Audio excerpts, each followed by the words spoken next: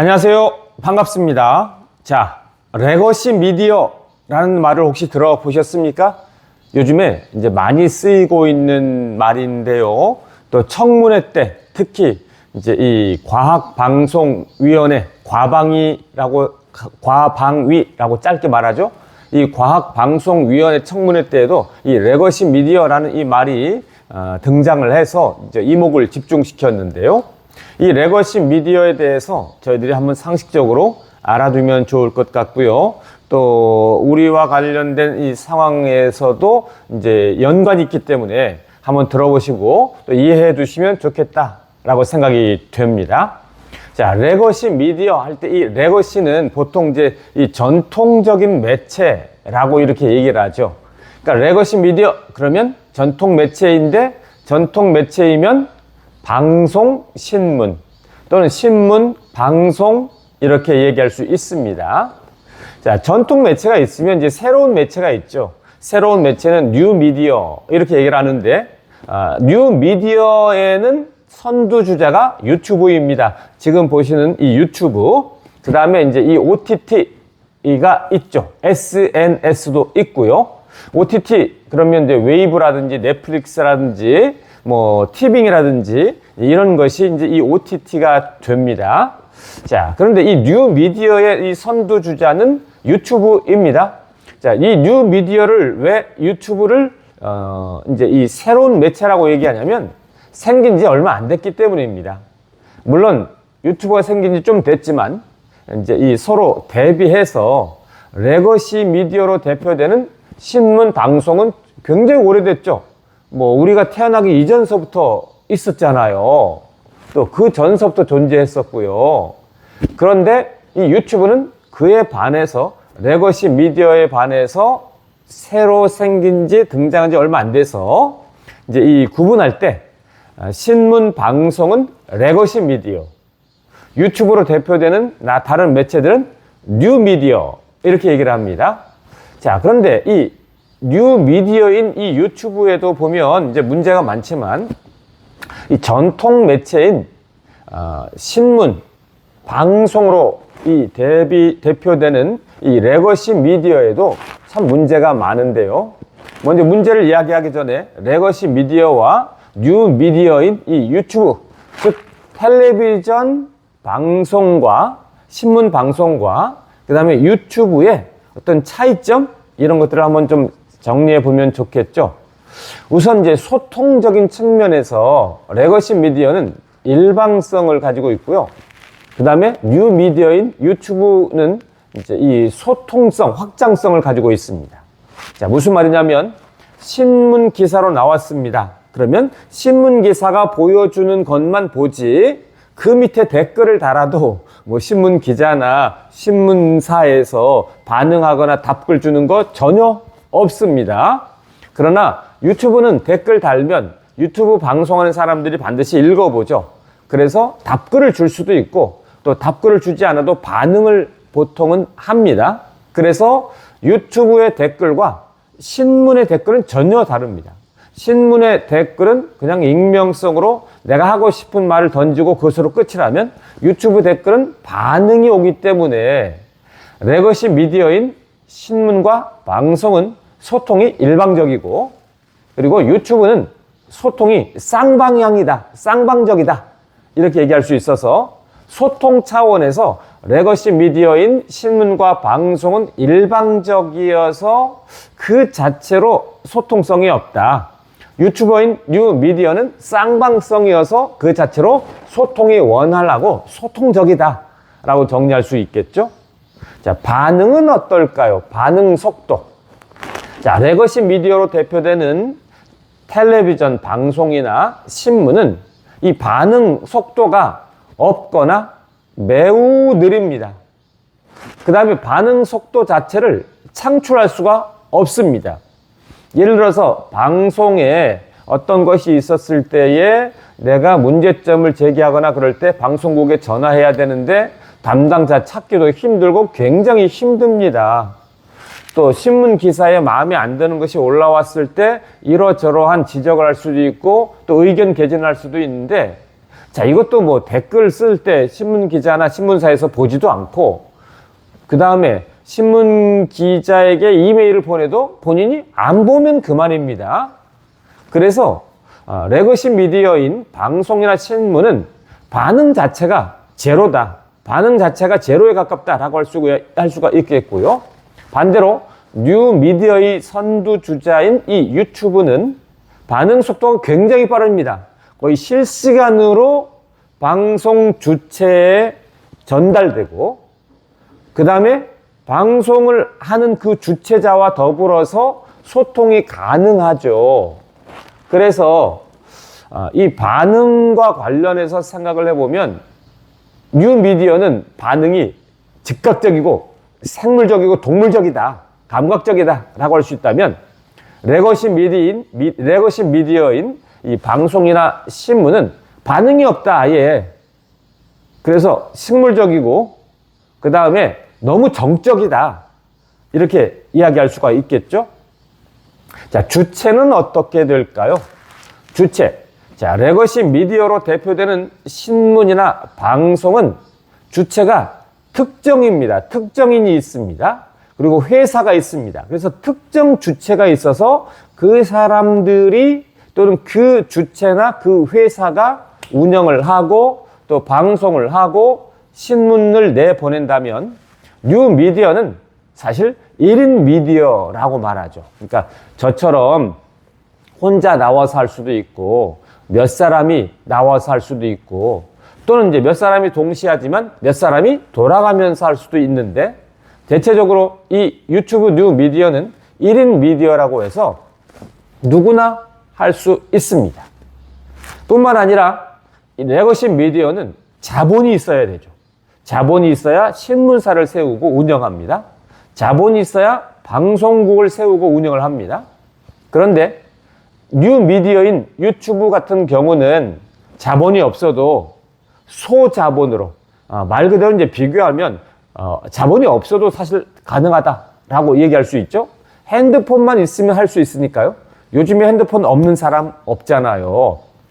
그리고 저는 뭐 핸드폰으로 하고 있지만, 핸드폰보다도 내가 조금 유튜브 방송을 좋게 하고 싶다 그러면 이제 촬영 카메라를 구입한다거나 고화질 뭐 이렇게 이 카메라를 장만하고 이런 정도인데, 이 뉴 미디어의 장비는 레거시 미디어의 장비에 비하면 정말 하늘과 땅 차이죠.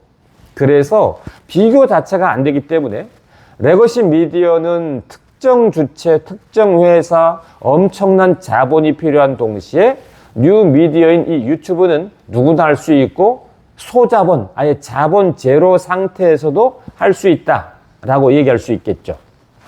자, 그러면 지금까지는 레거시 미디어와 뉴 미디어의 특징이나 장단점을 얘기했다면, 자, 문제점은 무엇일까요?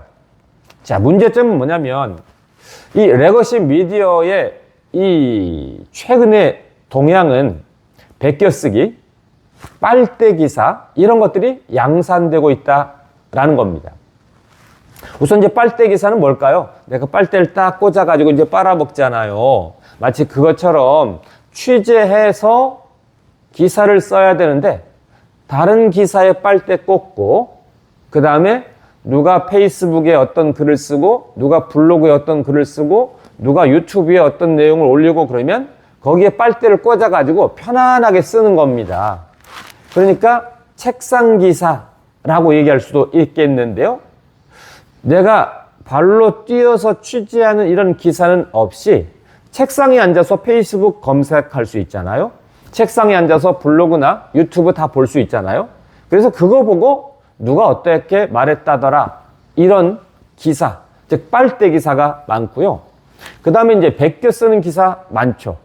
다른 기자가 올렸으면 그거 베껴 써서 그대로 또 올리고, 또 다른 기자 베껴 써서 그대로 올리는 이런 것들이 많아서 최근에 레거시 미디어의 이 특징 중에 신문 같은 이런 경우 빨대 기사 많고 베껴 쓴 기사 많다라고 이렇게 얘기할 수 있고, 빨대 기사, 베껴 쓰기 기사 이런 것을 통해서 나온 것은 팩트 중심의 정론, 직필을 다루는 것이 아니라 추측과 상상에 기반한 기사들이 많이 늘어난다.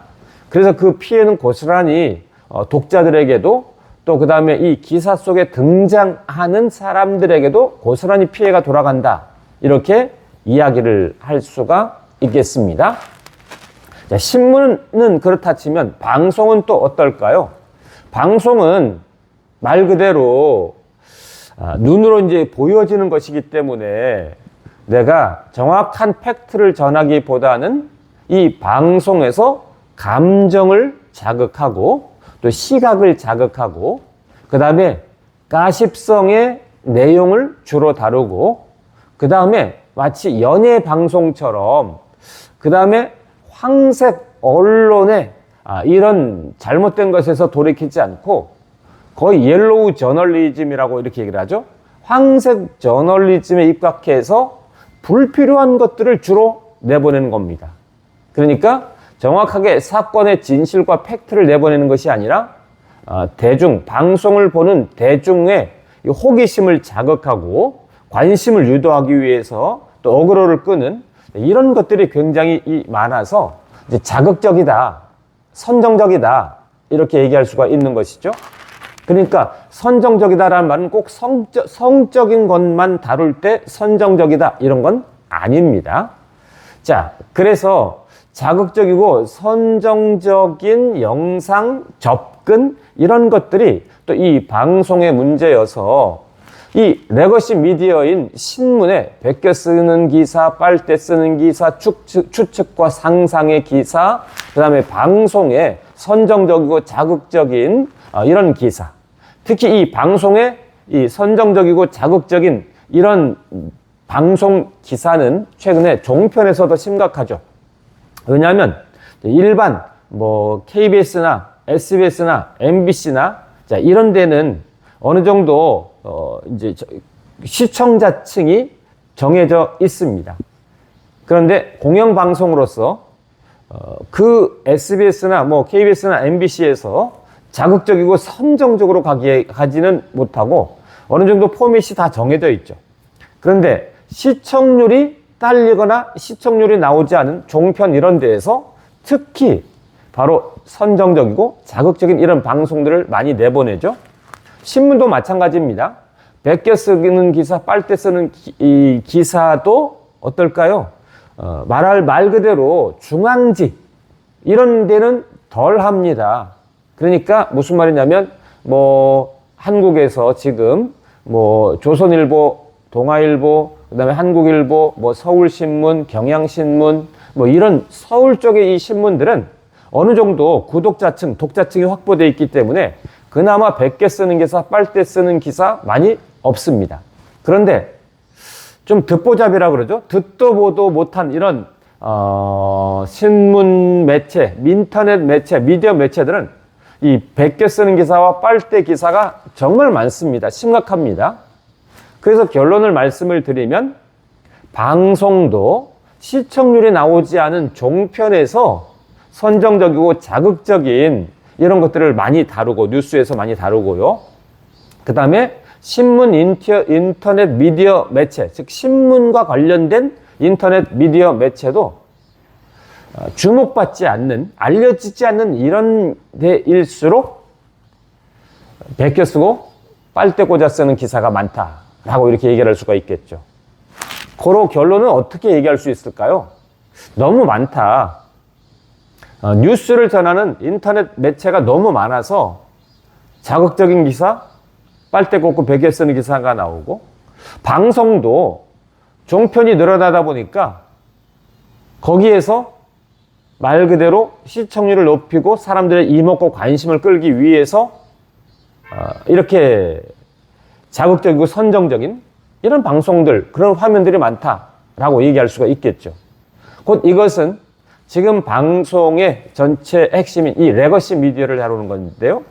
레거시 미디어의 결국 문제점은 뭐냐면 너무 많이 허용을 해주다 보니까 레거시 미디어 스스로 황폐화되고 또 너무 많이 허용을 하다 보니까 경쟁 때문에 내가 정확하게 경쟁하고 정의롭게 경쟁하고 상식과 팩트에 근거해서 미디어의 본분을, 레거시 미디어의 본분을 내가 철저하게 이해하고 유지하면서 레거시 미디어로서 존속해 나가는 것이 아니고 사람들의 관심을 끌기 위해서 또 조회수 높이기 위해서 그렇게 쉽게 추측성에 그리고 베껴 쓰고 빨대 꽂아 쓰는 이런 것들이 많아진다라고 할 수 있어서 이것이 바로 레거시 미디어의 심각한 문제점 이렇게 얘기할 수 있고 이 레거시 미디어의 이런 문제점들이 이제 대중들에게 고스란히 피해를 입힌다.